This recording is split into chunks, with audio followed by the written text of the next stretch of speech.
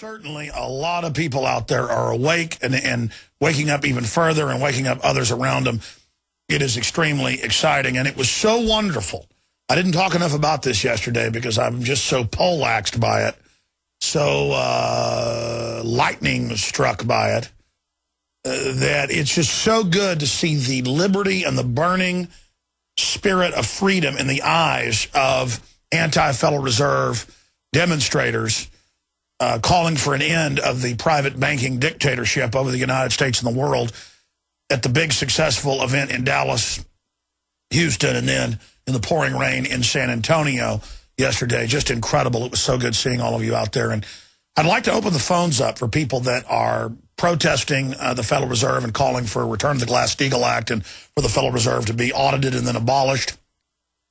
I'd like to talk to people who have been at Occupy Wall Street events. Specifically, if you've been at In the Fed events or Occupy Wall Street events, and clearly now the Democrats have tried to co-opt the entire Occupy Wall Street movement. That was my point a few weeks ago, is I don't want to see it turned in to just more class warfare and a call for collectivism that we've been seeing.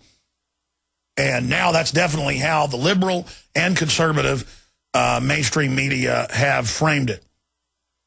But is that really what's happening on the streets? We see a lot of people that are part of the Occupy Wall Street movement that are awake right now.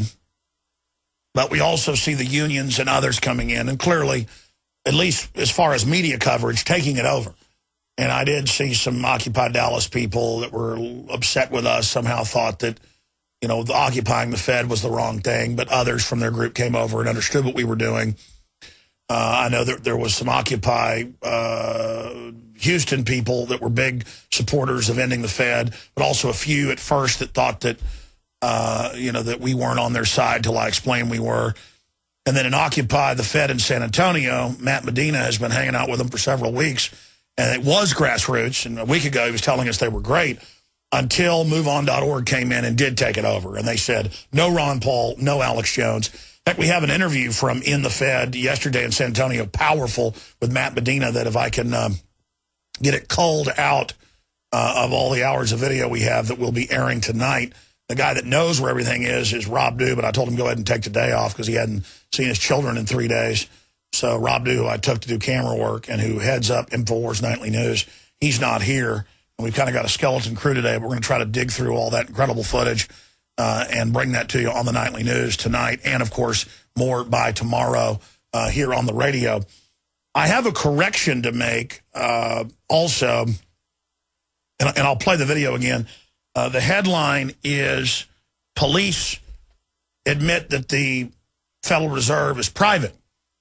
But after I watched the video, you're there, you do the interview. I told Dew, hey, get it ready when we got back yesterday afternoon and to do the Sunday show.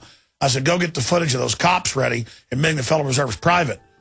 And then by the time I watched it for the first time when we aired it, watched it for the first time through a camera, not through my own eyes, the cop's like, I don't know if it's federal or not. And he goes, is it, Captain? And the captain says, yeah, it is private. We are private. That was the head of Federal Reserve Security. I've since checked his name, and so that wasn't a cop. The Federal Reserve Security admits they're private. We'll be right back. Stay with us. We're going to be live here for the next 3 hours. Obviously, I am your host, Alex Jones. I want to run down some of the top stories and big developments taking place in our nation and across the globe. We're going to have Kurt Haskell popping in for about one segment today. He's the lawyer who survived the Christmas Day underwear bombing, now almost 2 years ago, along with his wife, and saw the underwear bomber being gotten on the plane by the sharp-dressed man and ordering them to let him on without credentials. Of course, then it came out a month and a half later that indeed the U.S. State Department had been ordered to give him a visa and get him on the aircraft without a passport.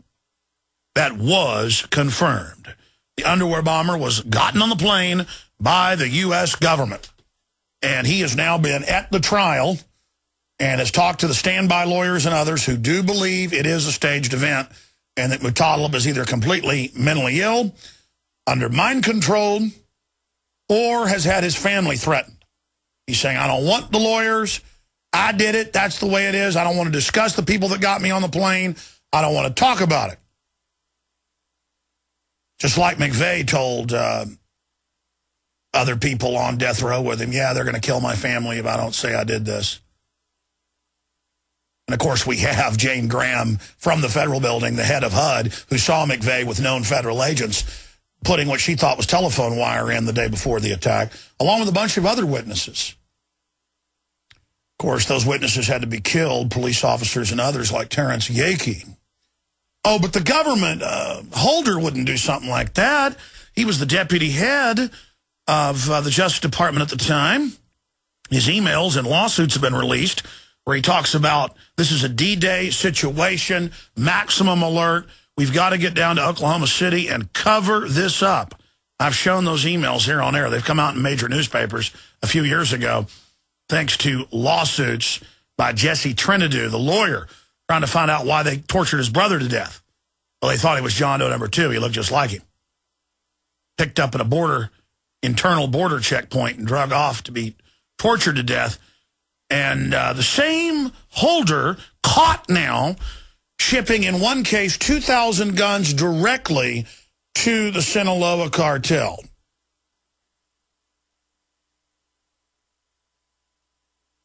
Of course, you remember, let me just turn off this fan. They put a nice air filter in here, even though I didn't request it, and then it's always on when I start the show. I don't know. It must automatically turn on its own, because every day I got to like go turn that off. I hear like Darth Vader breathing in the background. It's that air filter over there. Going back to what I was saying here.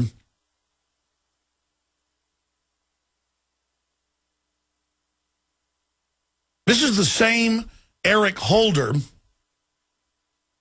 who has been caught. You see, when they started getting caught 6 months ago or so, when their own agents said, I'm angry, something's fishy here, we were ordered to go tell gun shops to set up cameras and then surveil people coming in and buying guns. When CBS News broke that, it was because they knew that there was a whole rebellion going on inside the ATF to these crimes, and that it was starting to come out in federal court separately, that it was really an Iran-Contra type deal with cocaine allowed to be shipped in and guns shipped in to Sinaloa and others for a drug war by the Federal Reserve against cartels not laundering their money through the big globalist banks. I mean, if you go back over 6 months ago, if you go back in February, I guess 8 months ago, you will read prisonplanet.com articles by Paul Watson about the federal court hearings where the feds were declaring national security concerning cocaine and different drug cartels authorized to bring the cocaine in. And then separately, the media reports, oh, by the way, the same cartels that are being sent the guns. And this is really starting to come out. I was listening to Beyond the Beltway, big syndicated Sunday night news show with, what is his name, Bruce Dumont or whatever. I met him once. Pretty nice guy. And he was saying, oh, this Fast and Furious, it goes a lot deeper than just guns, as we've seen in some of the Chicago papers. This is going to be coming out. The White House isn't going to get away with this one. But he didn't go forward and tell you what's in the El Paso Times or the Houston Chronicle or the Honolulu Advertiser. These are a few of the papers that have had the courage to report on this stuff 6-8 months after we did. And I'm not tooting our horn. The Narcosphere, Narco News, there's all these other sites that were reporting on it at the same time as us as well, and our listeners ferreting through the federal court cases and sending us emails pointing out the different filings in the federal docket and the Homeland Security, Justice Department declaring national security. So we have a president with an attorney general who, quote, said, get down to Oklahoma and cover this up. Cover it up, because cops showed up in the Oklahoma Police Department and said, why are you ATF 30 seconds after the blast? Why are you all in your bomb gear? And why are you ordering ambulances that are showing up to put bandages on you and say you were on the 9th floor? What's going on here? By the way, you guys were doing a drill here yesterday. What's going on? And the cops all saw the bombs being removed that didn't go off. because McVeigh and others didn't wire them right inside the building. McVeigh, of course, was angry. He knew he was deep cover and was supposed to be setting up militias and right-wing groups. He'd been sheep-dipped special forces. And he wasn't as smart as Ahmad Salam, who a few years before Oklahoma City was hired by the CIA. He was an Egyptian security force agent trained in the U.S. to cook the bomb, train the driver. First, it was going to be a fake bomb. Then it was going to be a real bomb with fake detonators, then real detonators, because they needed that to really bust the group. And he was leading the group. And then he found out they were going to set him up, so he recorded them so he can go ahead with the bombing, and was smart enough the day after the first World Trade Center bombing to come out and say this was all a big setup and to release the tapes. And it was in CBS News and New York Times. Or he would have been on the news as the mastermind, as the McVeigh, as the bin Laden, as the Lee Harvey Oswald. Remember that when you work for these globalists. They're always going to set patsies up, usually their own agents. Like Muhammad Atta. We know he was trained at U.S. bases. The head of the Defense Language School went public and said, this guy trained in my school out in Monterey, California. Colonel Butler was told to shut up or he'd be court-martialed. We know even Time Magazine reported they were trained at bases. We know they were taking part in security drills in the months before, getting on and off planes. We know James Woods, the actor, saw it and reported it, was told, don't talk about this. It's always the same. And so you've got the same attorney general, who was the deputy attorney general at the time, caught. They only had the cameras inside the gun shops to later claim that it was drug cartel people coming in to buy guns. And that they were just tracking it and showing how the Second Amendment was causing the problems in Mexico. The truth was it was ATF agents and informants from other branches, unknown to the other ATF, coming in and buying thousands and delivering them, as we reported 6 months ago, and as the Mexican TV reported 3 months ago. It's been all over Mexican national TV. Their own police coming out now and saying this cartel works for the U.S. government. They're being protected. They ship the guns directly into Mexico. So, see, they hope that Issa can control this and just keep this about, oh, my goodness, they screwed up on this sting, and Holder lied to us. And about the fact that he knew. Of course he knew. He gave a speech 2 years ago about Fast and Furious. The memos have come out, the minutes of his meetings. Of course he lied. And Holder is going to continue to lie. Because Sinaloa has filed in federal court that 5.5 years ago, they had this deal going with the FBI, ATF, DEA, Coast Guard, Border Patrol. That's why when I drive through a Border Patrol checkpoint 98 miles into the U.S., like I did 2 weeks ago, week and a half ago, and the guy says, mind if I search your car? And I look at him and I say, it's well known. The U.S. government ships in the drugs. I mean, I'm not playing along with your stupid games anymore where you're all pulling me over and you got any drugs. Gee, I don't know. Do I have any of what the government ships in, hoping I'm dumb enough to use it so you can throw me in a big private bank-owned private prison owned by drug dealers? You got to love this thing. The drug dealers ship the drugs in. They make it illegal to jack up the price. The public goes out and robs everything to buy the overpriced drugs, to pay the tax money for the drugs into the Federal Reserve. It's unofficial tax. And then if you're dumb enough to be caught using it, they put you in one of their private prisons. And there's been big studies we've covered here on air where the big 4 private prisons are owned and subsidiaries of the big Federal Reserve mega banks that are the drug launderers.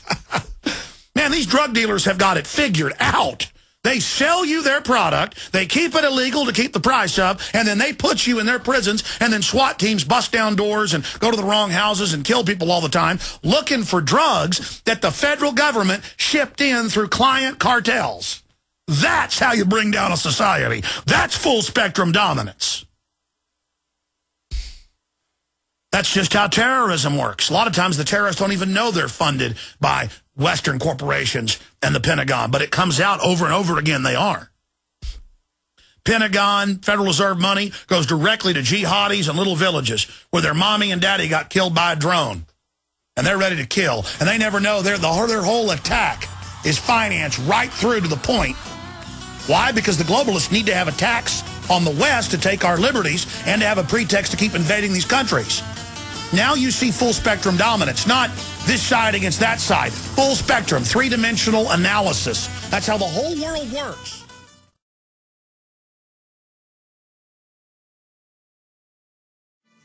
Now, I got criticized back when I said, look, the mainline Republicans are trying to take over the Tea Party. And then when they were somewhat successful, not totally successful, I would then be, told by the official Tea Party people, Alex Jones, you're not welcome in a movement that myself and other Ron Paul supporters started more than 4 years ago. That's the type of garbage that I put up with on a routine basis. And it's the same thing here. I understand Wall Street's been taken over by corrupt interest. That is who dominates this country in a general sense. Most of Wall Street's free market and great, and is preyed upon by the big brokerage firms, the mega insurance companies that are openly owned by the big six mega banks and their subsidiaries. So the establishment's very good, though, at spinning what we've said and what we've done. I come out a few weeks ago and I say, look, I've been looking at this. MoveOn.org, Democratic operatives, Al Gore calling for Arab Spring, George Soros connected groups. They want to make revolution about class envy, class warfare, playing the poor and disenfranchised off against the middle class instead of against the monopoly capitalist. The crony operatives, the mafia types. And that's all this is. And sure enough, it's happened again. Sure enough, listening to mainline talk radio, every one of these Occupy Wall Street people is a dirty commie and evil and horrible, and Wall Street's perfect and blah, blah, blah.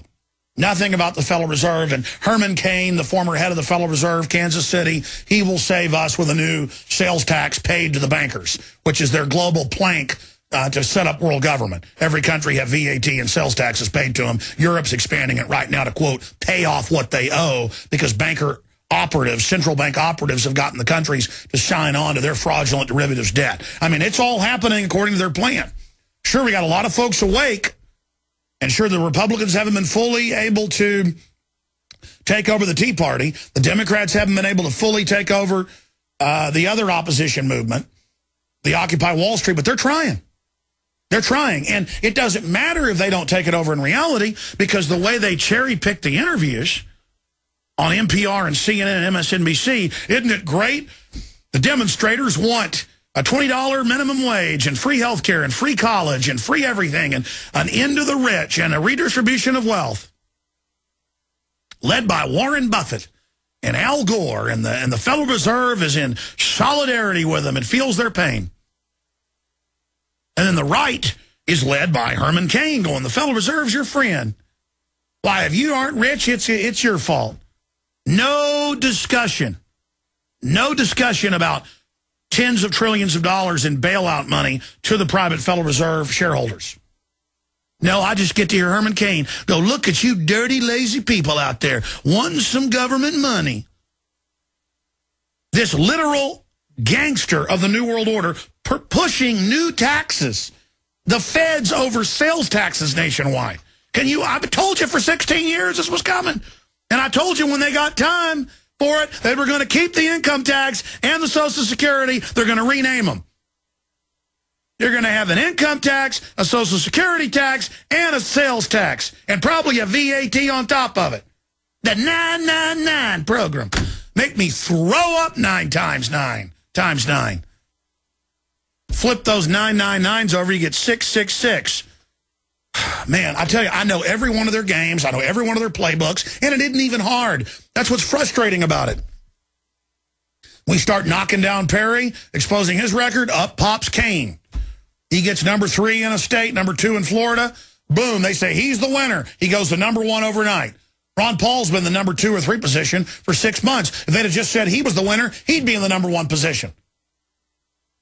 But they've got to have Ron Paul lookalikes. And to the untrained, mainline, middle America conservative, constitutionalist, Herman Cain looks good. He talks a good talk on the Second Amendment, talks a good talk on a few other issues, but at the end of the day, he is a corporatist.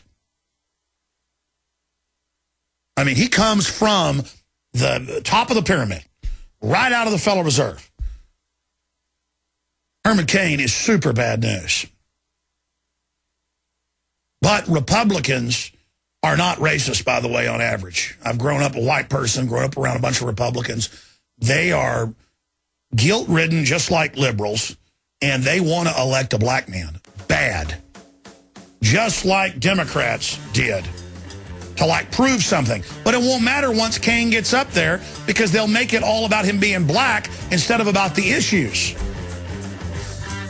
Believe me, if they had a Ron Paul that was black, the globalists would kill him deader than a hammer in 2 seconds flat. And there are black Ron Pauls out there. All right. They need to step to the plate, though. All right, we'll be right back. Stay with us. I'm going to break it all down. Stay with us. Are you part of Occupy Wall Street? Do you agree with my analysis, with the predictions we made about this movement? Or do you disagree? Or do you have another point you want to make? Have you been part of the In the Fed events, now spontaneously popping up all over the country?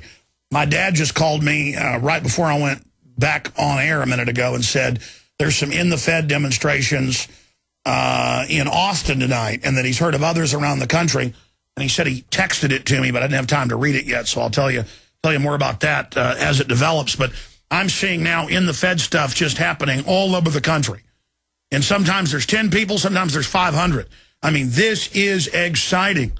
We need to go after the big 6 mega banks that have been orchestrating the Ponzi scheme to bankrupt this country by design.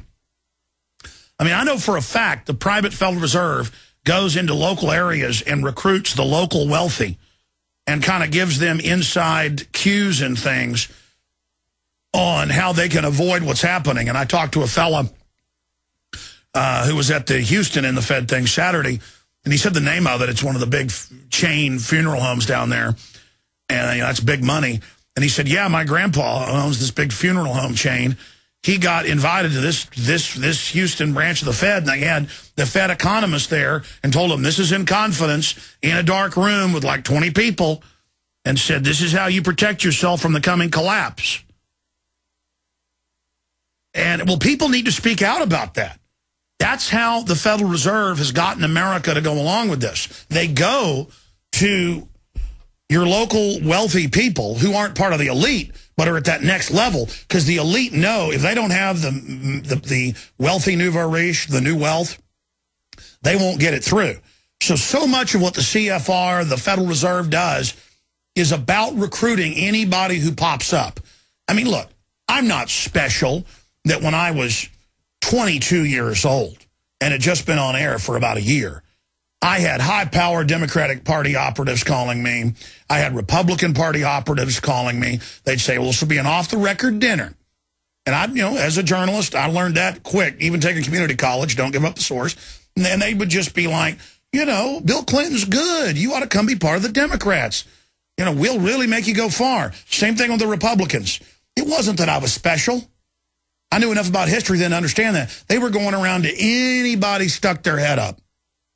They come to you, and they say, you want to join this. Be part of the winning team.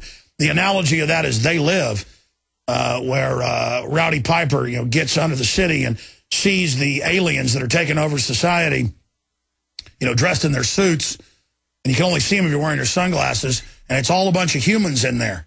And it's all the humans that teamed up with them to sell everybody out. That's the analogy. And you put the sunglasses on. Rowdy Piper's got to beat up the black guy that he befriends to finally make him put the sunglasses on. My dad's calling again, over and over again. I don't know what's going on. Yeah, what's going on? Okay, it's in Dallas. Well, I couldn't tell. It was 15 seconds before I went live, and you were saying, okay, I got to go. I got to go. Thanks. Man, I tell you, I got to start keeping this phone outside out there. It just rings off the hook. Will you guys come get this and just get it out of here? And Kurt's out here with an obvious question. Come on in, Kurt. Not mad at my dad calling. It's just that I could tell if he's calling it like 5 times earlier. And then again, here you go. He's excited about it in the Fed. What's going on, Kurt? Just want to know what they say the name of it. They say the name on the video. In fact, Kurt, just come on in since we're doing this now. Let's just have a discussion in here right now. Go ahead and wheel Kurt a chair in. Go ahead and wheel him a chair in here.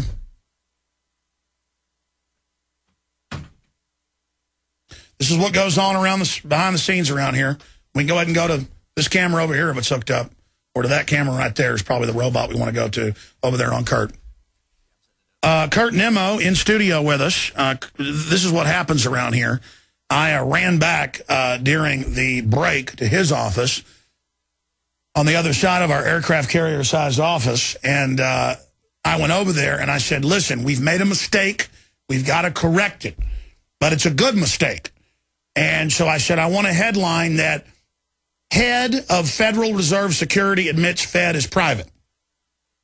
Because yesterday I was there live in the thick of it in San Antonio, where 150 people or so showed up in the pouring down rain. Want to salute all of you from 10 a.m. to noon.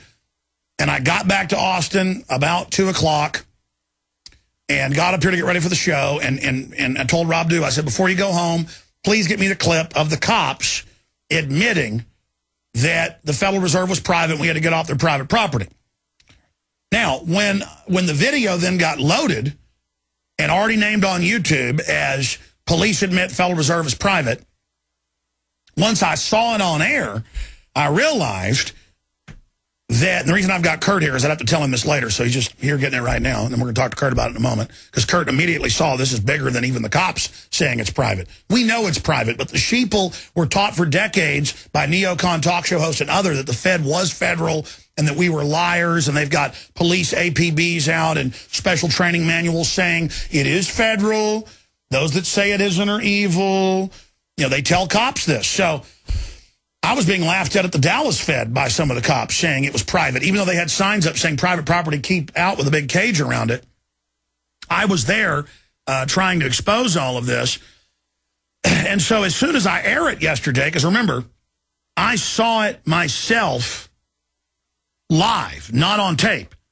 And there's people yelling, screaming. The cops show up, one of them in San Antonio police uniform. And you get used to head cops in plain clothes. That's how it was in Dallas. The head lady cop out there commanding them around, she was public affairs, I guess. You know, she was in plain clothes and looked like, you know, dressed like the security guard head of the Fed. So we air it and say, police know it's federal. And I even say on the video we're going to play here in a moment, I say, well, wow, you guys know this is private? Cops usually laugh at me about that because your training manuals say it's federal and we're liars.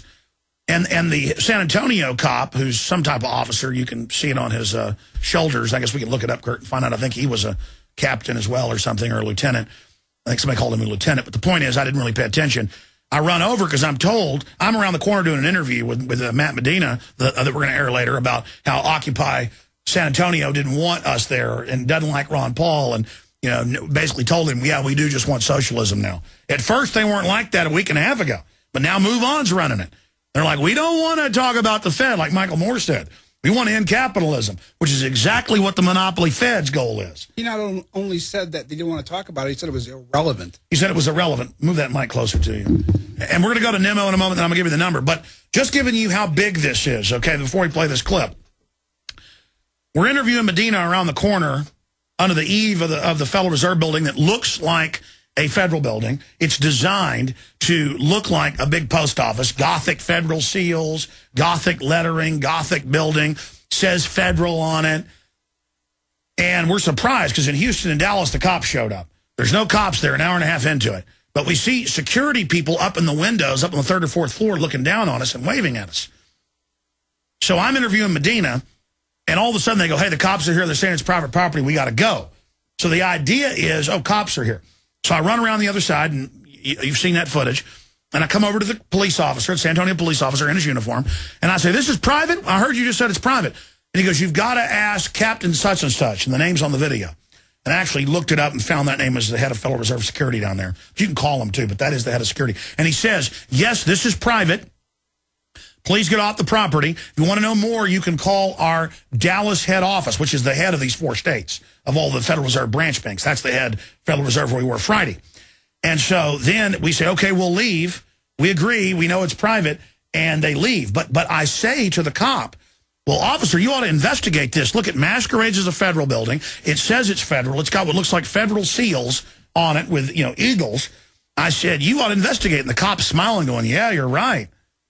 Because the cop the cop at first wasn't really smiling. If you watch this video, and when the head of the Federal Reserve, the head of security says it is private, the cop gets this look and goes, what? Because all these years, you know, this head cop, high-level officers getting the same manuals police have given us where they're told we're liars. Ron Paul's a liar. You know, they tell the Army the Federal Reserve is federal and that we're lying kooks. And so here's this cop, the sunglasses are going on. Here's the head of security of the Federal Reserve telling him, no, we're private. Now get off.